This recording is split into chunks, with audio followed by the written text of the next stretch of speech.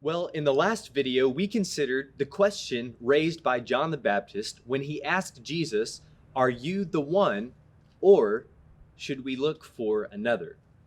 And last time we concluded that every believer wrestles with this question, and that's okay.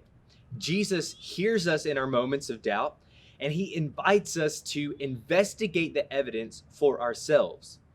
But before we move on to some answers, I want us to see how this is not only the question of a believer, but also of the skeptic. And here's what I mean. The question raised by John the Baptist is essentially a matter of who or what we look to in life. And everyone looks to something, the believer and the skeptic alike.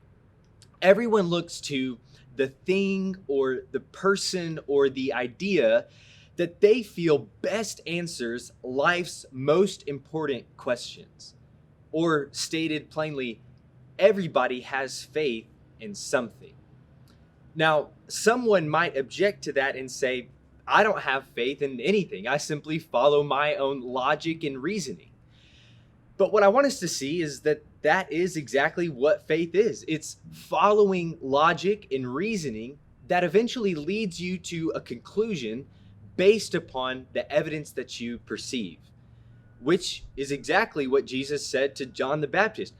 He said to the messenger, "Go and report to John the evidence of what you hear and what you see." And so with any worldview, biblical or skeptical, here's what we are really all asking.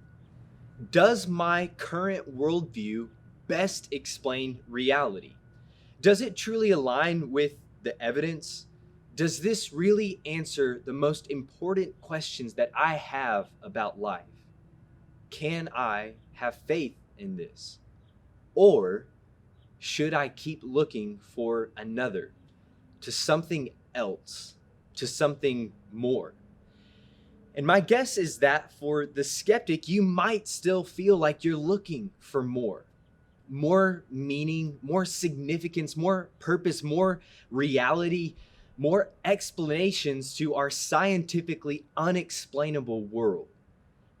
But for the Christian, we are convinced, based upon what we have heard and what we have seen, that all of life's most important questions actually find their answer not in the form of a philosophy or a theory, but in the form of a historical person named Jesus. And though, like John the Baptist, we critically examine our doubts, we don't have to look any further.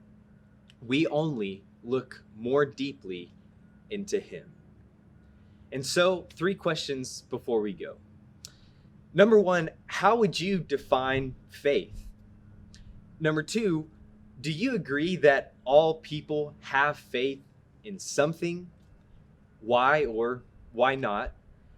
And then finally, the last question that we should consider is, what would you consider to be some of life's most important questions?